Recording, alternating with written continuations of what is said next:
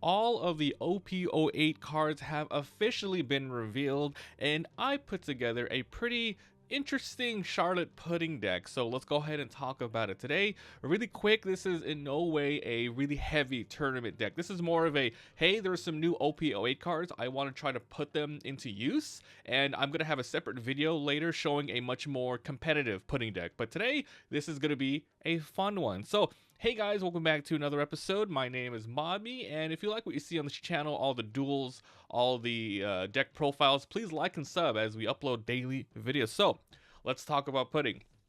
Alright, so this is the leader. We're going to talk about the utility, the events, the 2Ks, the blockers, the attackers, the overall strategy, the pros, and the cons. So, starting with the leader. And if you guys are interested, all of these cards are pretty much English proxied. Some of these I translated myself, and others are from the Top Deck One Piece website. But yeah, this one is the Charlotte Pudding. Alright, so this is a 5,000 power, dual purple and yellow, meaning, yeah, there's a lot of ramping and good triggers in this deck.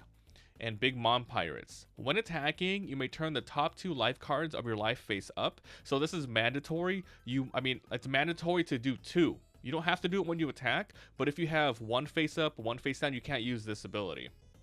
But if you're able to do it, you go ahead and ramp 1 rested. So if you go first, you're pretty much guaranteed to, ramp up at least 1 time. And then there's a lot of different ways to put the life face down, so you can ramp up even more. So pretty powerful leader. You don't have to do anything but attack. So I love this leader's ability. All right, so let's talk about the attackers. Okay, so we'll start off with 4 of these Pero Sparrows. Of course, these things are kind of staples in Big Mom decks, right? From OP03, 3/5, 0 counter. On KO, look at the top 3 and get a Big Mom Pirate. Now, in this deck, we are actually running 8 Searcher cards, and the reason being, it's because we have some utility cards that absolutely need to find specific pieces for this sort of quirky combo to work. So, we're absolutely running 4 of these, and there you go. Next up, we go from 3 cost all the way to 6, because this deck ramps up quite a bit. It's okay if we just have some late game cards, right? So, this is one of the new OP08 cards. This is a Charlotte Katakuri. So, 6, 7, 1. The stats are okay. It has a counter, but the effect is a little decent, right? On play, you may flip the top card of your life face down. Then, if you're able to do that, you set 1 as active. I was able to play him on curve after ramping for 2 turns with Pudding's ability, and I was able to hit 10 before my opponent even hit like 6 or 7. It was pretty cool. But yes, this one's decent because if you get hit once after you flipped up, then you can flip 1 down and then use her ability to ramp up again. This is a little expensive, but there are ways to get Katakuri out in this deck, which I'll talk about in a bit. So we're running 4 of these, and it's nice to just have a little counter because a lot of these yellow and purple cards, usually they have powerful effects, but no counter. So this one it's a Katakuri, cool. Next up, we have the, oh my god, the freaking expensive crazy Katakuri from OP03. So we're running 4 of these. 4 might be a lot, but once again, this is a Katakuri themed deck. Alright, so 8 8s on play. Look at the top, put up to 1 character 8 or less on top or bottom of its owner's life face up. So this has a ton of utility. It's a pretty big body.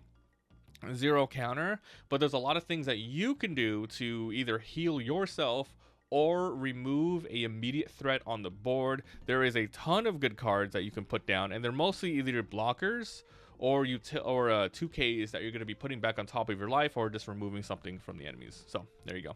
Now we're going to look at this new OP08 card. This is the Charlotte Linlin. 9/9 on play, you remove a Dawn and trash 1 from your hand. It's a little expensive. Add up to 1 card from the top of your deck to life, so you heal 1. Then place 1 of your opponent's characters with 6 or less to the top or bottom of these owner's life face up. So it kind of has a Katakuri effect, except you cannot put up to 1 of your own cards, which I think this card is not that great. I've been trying it a little bit. And the fact that you're not KOing it and you're putting it on the top of their life and you're removing and trashing, you're doing a lot of stuff. I mean, the negative Dawn doesn't really matter because if you're at 9 Dawn, when you play this, or at 10 Dawn, you're going to get it all back in general. But to remove a card, to heal, and to place this one up, it should have been KO'd or something. or at the very least, bounce one of your own things as an option. I would really like that. But yeah, this card is it's a little experimental. We're trying it out. The reason why is because it's a 9-cost curve. Next up, we got two of these Linlins. Yes, OP03, big ass crazy moms, because it's a lock to big mom pirates. Place up to, so you heal one and you trash one of theirs. Pretty freaking strong. So these are your primary attackers of the deck.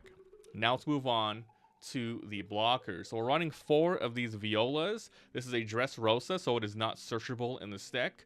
2-0, easily KO'd by a lot of stuff, even though it is a blocker. However, the important thing is the on-play ability, which is look at your opponent's life, return them, or turn all of your cards face down. This is very good. On the first turn that you can attack, you have 3 Dawn if you're going first, or 4 Dawn, right? You attack, you flip all your cards and you ramp up, you put a Viola down, you flip them all up, and you have a blocker. So the next attack, you can go ahead and flip them again. So I think it's very vital for this deck stability. If you can get these on your first turn, I think I like them a lot. Next, we have some Brulees. Now, these are pretty weak, but I really like the trigger. Like, I think it is more of a personality thing, whether or not you want to run these or not. In a lot of yellow decks, triggers is like the biggest thing, the roulette to help you win.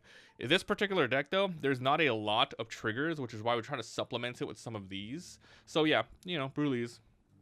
And then, of course, this is a purple deck, so run some stable purples, why not? So this is a Queen, 5/6/1 blocker. On play, get rid of a Dawn, draw 2, trash 2. This is absolutely completely fine, because on this deck, you're going to ramp up quite a bit. So good value, good body blocker on the board. All right, next up is our 2Ks. All right, so there's a different amount of 2Ks in here, because I'm testing them out to see what I want to absolutely have 4 of, how much do I want to have 2 of, etc. So we're starting with the Flampe. So 1/1/2, on play, add the top card of your life to your hand to draw 1 card. Not the best, but we're putting it in because it is searchable. And if you really highly want to ramp up, you can go ahead and get rid of 1 card, etc., and do all that stuff. So we're running 2 of these to try it out. But I feel like the Kozuki Hiyori's is just much more of a better utility card, even though it is not searchable. 2/0/2. You may put the top card of your life into your hand, then put up to 1 card on top of your life stack. This is pretty good in a lot of yellow decks. You're able to just, get rid of the top card and then grab any card from your hand. It doesn't even have to be a character. It can even be your final card, for example, and then you can use that as a trigger. So running 2, how much of these? Running 2 of these, but we're absolutely running 4 Beiges here. Probably one of the best triggers that's not searchable by anything right now. 3/3/2, up to one of your opponent's leaders or characters just cannot attack during this turn. Really good. Nothing to play around it, right? You just activate it. Well, I mean, you can play around it by assuming a Beige is coming up and attacking with your strongest character first, etc. But yeah, there it is. And then once again, we are looking for some really good triggers. So we just have 4 Satori's, something to help you on the board if you need it. There is a good amount of dead cards in this deck too. So being able to trash one to put out a good body, it's pretty good too. So these are your 2Ks. There's a lot of 2Ks in here. All right, so these are the events running in the deck. We have 2 of these. You're the one who should disappear from OP06. And the reason why we're using these is because, once again, dead cards. Having the 0 cost helps it to just remove it from your hand because you're never going to play it. So you trash one for 3,000. And if you're able to actually have this as a trigger for your last life, you heal 1, then trash 1 from your hand. Now we're going to talk about another new OP08 card, and I have seen some good use out of this from what I've played so far. So it's a 6 Dawn to use, and then when you activate it, -2 Dawn. If your leader is Animal Kingdoms or Big Moms, KO 2, 6 or lower characters. Pretty strong, a good, almost a pretty good board wipe. The only thing that really sucks about this is there's no trigger, so it's a dead card in your hand if you want to play a character that turn. So yeah, it's fun to use, but my god, it's super dead and you're super dead. I feel like this is going to have way more of an impact in an Animal Kingdoms deck, and I will probably use it there. Okay, but anyway, now for the utility cards. Of course, we have 4 Charlotte Puddings. On play, search for 4 cards, 1 Big Mom or Sanji, then put it to your hand. Of course, running 4 of these.